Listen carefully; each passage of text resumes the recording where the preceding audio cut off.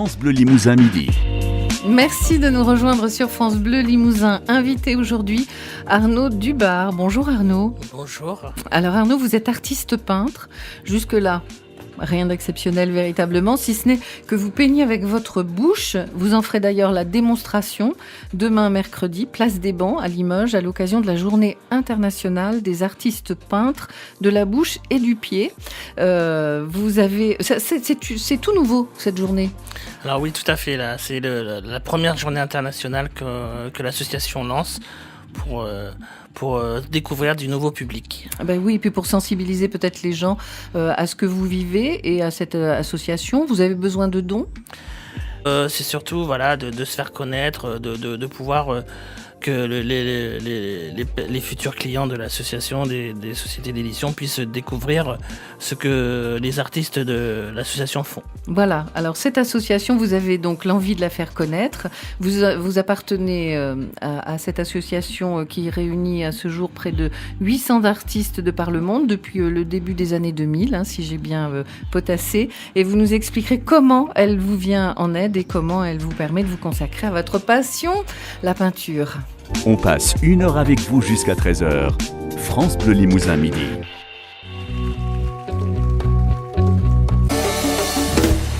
Laissons entrer le soleil, un extrait de la comédie musicale Air qui avait fait couler beaucoup d'encre en son temps, la version française avec Julien Clerc.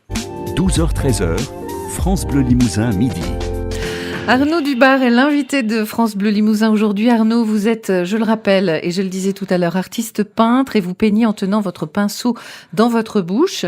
Vous vous installerez demain, mercredi, place des Bancs à Limoges pour peindre et, si j'ai bien compris, sensibiliser le grand public à l'action d'une association à laquelle vous avez adhéré depuis le début des années 2000, l'association des artistes peignant de la bouche et du pied. Comment vous vient-elle en aide cette association ? Alors, elle nous apporte une aide financière qui nous permet de pouvoir acheter du matériel pour pouvoir peindre, l'adapter à notre handicap, de pouvoir aussi participer à certaines expositions, de pouvoir visiter des expositions aussi, et puis tout ce qui est un petit peu à côté de ça, quand on a besoin de se déplacer pour des expositions, on a besoin d'employer quelqu'un, des choses comme ça. Donc c'est tout un ensemble en fait qui tourne autour de la peinture. Cette aide financière nous aide vraiment pour pouvoir développer tout ce qu'il y a au niveau de la peinture, tout ce qui est matériel, mais physique et tout aussi, quoi. Alors, on n'en entend pas très souvent parler. Elle existe depuis longtemps, cette association ? Alors, l'association a été créée par monsieur Arnulf Erik Stegmann en 1957. Ah oui, donc c'est pas récent quand même. Non. Alors, j'ai lu quelque part, effectivement, qu'elle était présente dans le monde entier. Il y a 51 pays qui sont concernés, je crois. Au total, ça fait presque 800 artistes qui, comme vous, sont fous de peinture. Ça veut dire qu'il y a vraiment un réseau et c'est pour vous presque comme une seconde famille, cette association. Alors, cette association, en fait, donc elle est vraiment sur les 5 continents, et c'est entre peintres que on découvre de nouvelles personnes qui peignent soit avec la bouche, soit avec le pied, et puis s'ils ont la motivation aussi de vouloir peindre, et puis de vouloir évoluer dans la peinture. Et vous trouvez quand même une solidarité, c'est ça ce que je voulais dire, entre peintres de différents pays, de différents continents. Grâce à cette association, elle vous réunit, elle vous rassemble, vous communiquez entre vous. Alors, c'est vrai que c'est difficile de se déplacer dans les autres continents, oui. Mais par les réseaux sociaux, on arrive à prendre contact. Après, au niveau de la France, il y a tous les ans un stage de peinture qui est organisé par la Société d'édition française, qui en fait permet de pouvoir où on se retrouve entre peintres pour pouvoir faire, donc pendant une semaine on va travailler sur un sujet, mais en même temps ça va nous permettre de pouvoir échanger sur les adaptations qu'on peut faire l'un et l'autre et ainsi de suite, quoi. D'accord, très bien. Au début, quand vous avez commencé à peindre, est-ce que vous aviez l'idée d'y consacrer autant de temps ? Parce que là, si j'ai bien compris, c'est pas tout à fait votre occupation principale, mais enfin presque quand même. C'est une passion qui est, au fil du temps, est devenue vraiment, Dévorante.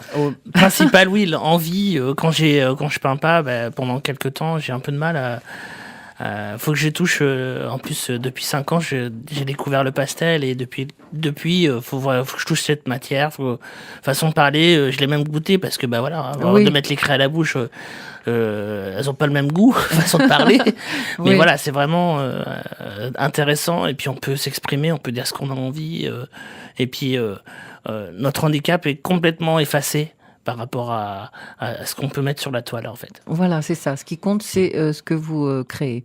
Tout à fait. Ce qu'on a envie de dire, ce qu'on a envie de faire, et qu'on soit reconnu d'abord Comme artiste. comme artiste, et après l'handicap. Mais même si on oublie l'handicap, c'est très bien.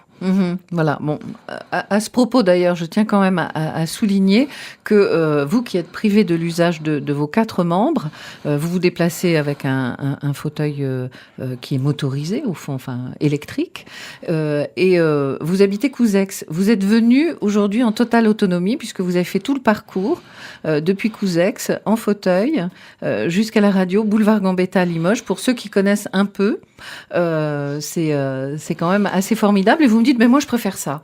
Je préfère être toujours autonome et me débrouiller, voilà. Dans la mesure du possible. J'aime bien rouler, je pense que j'étais né valide. Peut-être que j'aurais fait routier parce que j'adore la route. Et indirectement, à travers la peinture, donc on voyage. La société d'édition fait beaucoup d'expositions dans toute la France, donc on est amené à être sur la route, donc c'est un intermédiaire. Et avec le fauteuil électrique, de pouvoir rouler, de pouvoir aller où j'ai envie. Si j'ai envie de tourner à droite, j'ai envie de tourner à droite et j'ai pas besoin de demander à quelqu'un, quoi. Voilà, c'est ça, c'est vraiment la liberté. Tout à fait. Voilà, une liberté dont on profite nous tout le temps et dont on a finalement parfois assez peu conscience. Donc c'est bien d'en parler avec vous parce que ça remet un peu l'église au milieu du village. On passe 1 heure avec vous jusqu'à 13h. France Bleu Limousin midi.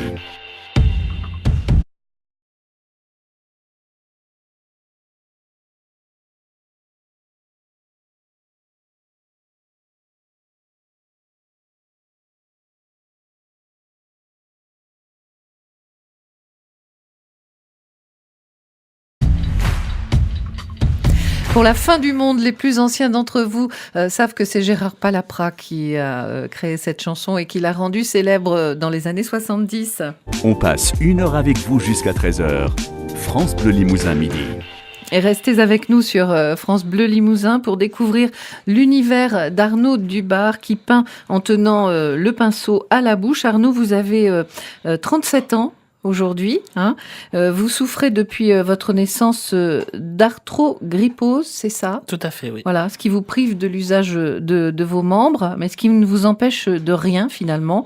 Vous avez par le passé eu des activités sportives.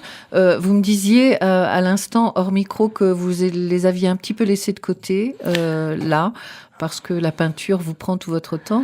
La peinture est quelque chose de très intéressant, mais pour pouvoir évoluer, il faut prendre du temps pour se documenter, pour voir sur Internet, pour prendre des cours. Enfin voilà, donc il y a tout un ensemble et puis faut faire des choix dans la vie à un moment donné et de savoir ce qu'on a envie, quoi. Voilà, donc vous avez choisi la peinture, c'est irrémédiable, voilà, c'est définitif. Mais vous faisiez de la plongée, du tennis de table, vous avez même fait partie d'une troupe de théâtre. Est-ce que vous envisagez quand même de reprendre des activités sportives ? Alors oui, j'ai envie de reprendre un peu le tennis de table parce que ça a été il y a en tout début dans les années 99 où j'ai fait beaucoup de ping-pong à ce moment-là et c'était vraiment quelque chose d'intéressant parce que ça permet de se vider la tête, physiquement aussi, de s'entretenir un petit peu. Et puis en même temps, c'est un échange autrement. Voilà, c'est ludique et puis on joue évidemment avec quelqu'un. Donc parce que la peinture, c'est quand même un art solitaire. Vous êtes seul avec votre toile, votre pinceau, votre inspiration. Oui, alors pendant une période, on est seul dans l'atelier à faire nos toiles. Oui. Mais à côté de ça, il y a le plaisir d'exposer ce qu'on a réalisé, et d'entendre les critiques, qu'elles soient bonnes ou mauvaises. base, c'est toujours enrichissant. Oui, d'accord. Donc ça, c'est quand vous exposez, ce qui vous est déjà arrivé plusieurs fois, quand vous exposez, vous avez vraiment là l'impression d'échanger d'une façon ultra personnelle, parce que tout ce que vous mettez sur la toile, c'est vous, quoi. Comme je dis, en fait, chaque toile, c'est un petit bout de mon cœur que je partage. Donc, je mets mon cœur un peu à nu devant les gens, et puis c'est ce que j'ai envie de montrer. Ce que je mets sur la toile, c'est vraiment ce que j'ai au fond de moi et que j'ai envie d'apporter, en fait. Mhm. Et vous aimez dire que c'est la peinture avec la bouche qui vous a apporté la volonté. Expliquez-moi, c'est parce que vous réussissez dans cette discipline, parce que ça fonctionne bien, vous avez la sensation que ça vous a transcendé? C'est très enrichissant. On apprend beaucoup sur soi-même.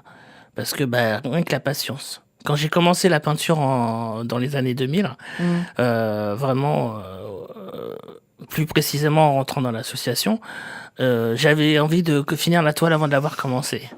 Ah oui. Et comme beaucoup qui commencent à peindre, on a souvent cette envie-là. Et en fait, il y a des étapes à passer. Et si on passe pas ces étapes-là, c'est pas intéressant. Et quand on apprend ces étapes-là, c'est là où c'est extraordinaire, en fait. Mhm. Il n'empêche que, comme les gens qui se servent de leurs mains, vous aviez un don pour non, pour peindre et dessiner, non? Le mot don, je sais pas si j'ai du mal à exprimer pour moi-même. Donc j'adore peindre, j'ai appris, j'apprends encore à peindre. Moi j'ai regardé un petit peu ce que vous faisiez. Bon, voilà, on se dit que vous avez quand même, oui, vous avez un don, vous avez un talent. J'ai beaucoup de mal à répondre quand on me dit ça, parce que pour moi, j'ai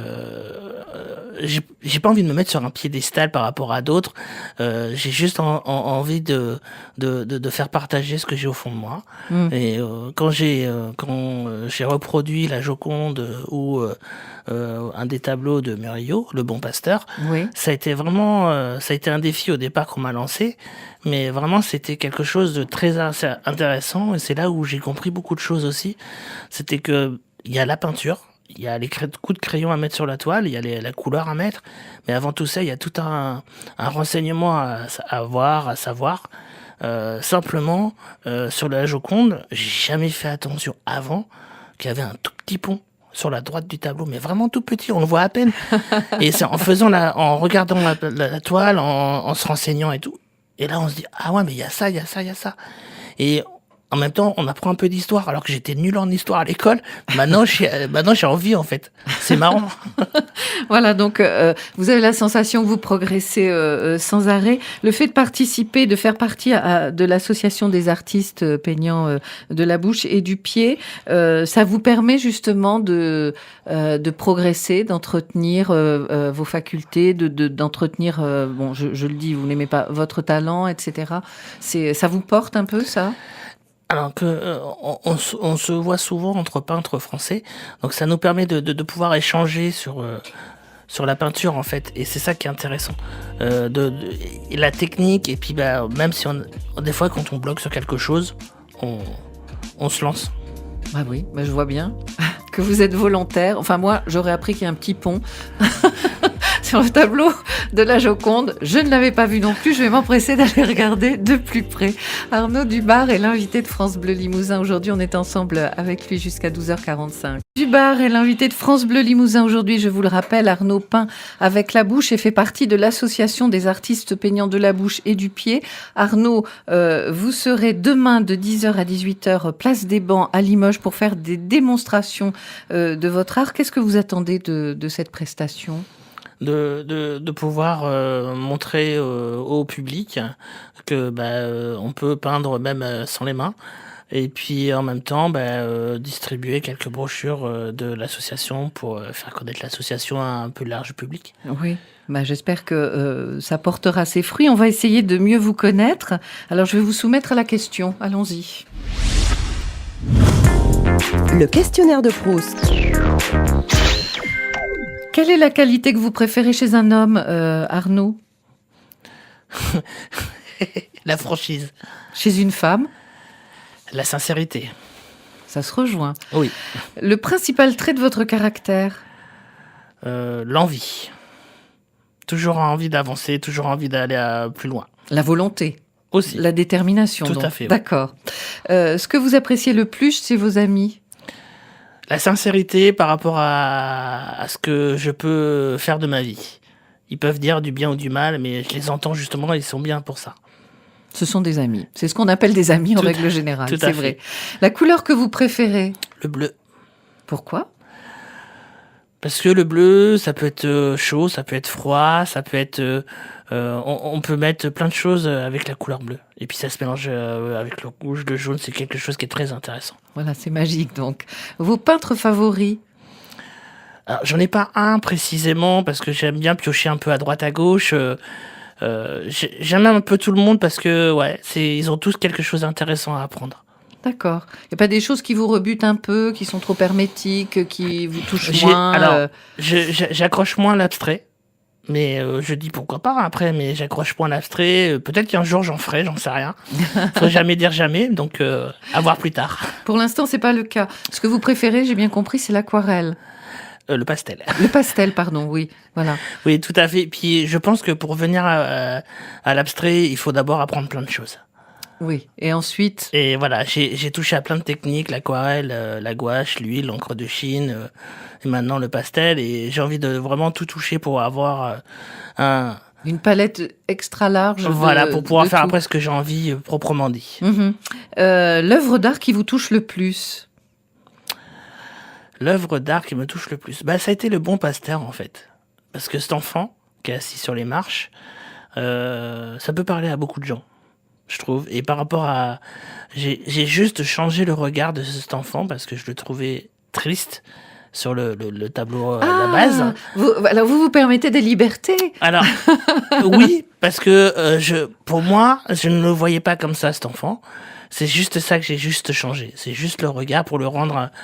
la vie est tellement terne aujourd'hui, on entend plein de choses négatives, et j'ai pas envie de mettre de négatif dans mes tableaux. Donc Voilà. j'ai envie vraiment d'emmener une passion, j'ai envie d'emmener de la couleur, que les gens puissent, quand ils regardent mes tableaux, juste s'émerveiller ou voilà, tout simplement. Voilà, donc vous lui avez donné un regard peut-être un petit peu plus optimiste et Tout à plutôt fait. tourné vers une sorte d'espoir, pas un regard triste. Tout à fait. D'accord.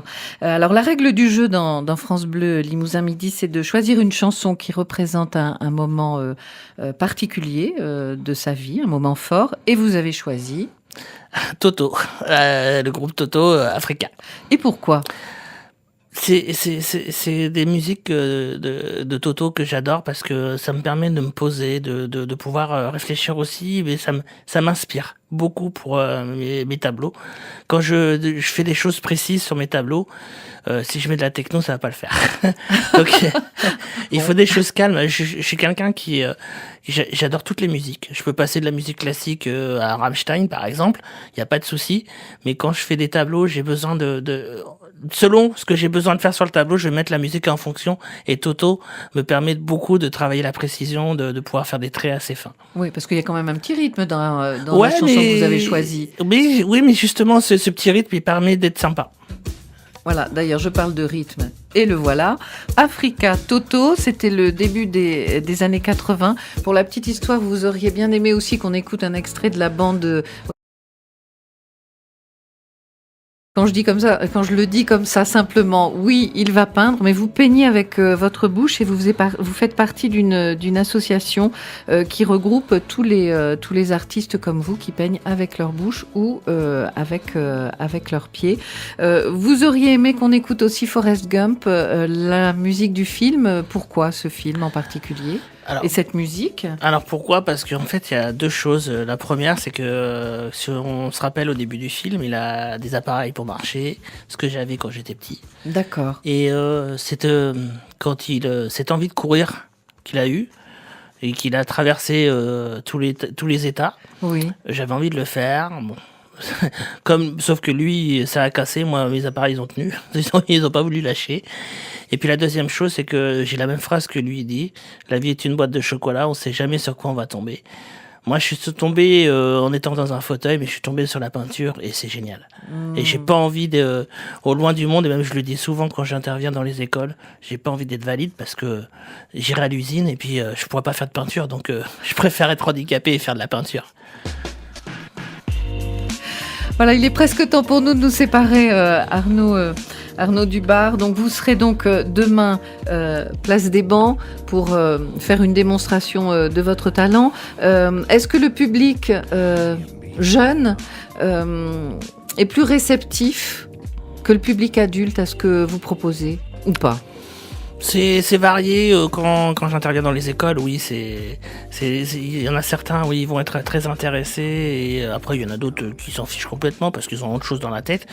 Et pareil pour les adultes, il faut juste attirer leur attention et il faut essayer de capter cette attention-là. Ouais, c'est ce que vous allez faire demain. En tous les cas, ça ouvre le dialogue forcément dès qu'on s'intéresse à votre peinture. Je vais me mettre à peindre, je vais faire des démonstrations et après je vais proposer aux gens de s'asseoir sur une chaise et je vais leur faire leur portrait pendant 10 minutes, un quart d'heure, et c'est ce qui va, je pense, attirer le monde et voir un peu comment on peut être capable de dessiner aussi avec la bouche. Oui, donc c'est de 10h à 18h demain mercredi, à l'occasion de la journée internationale des artistes peignant avec la bouche ou les pieds. Voilà, c'est tout ça. À fait.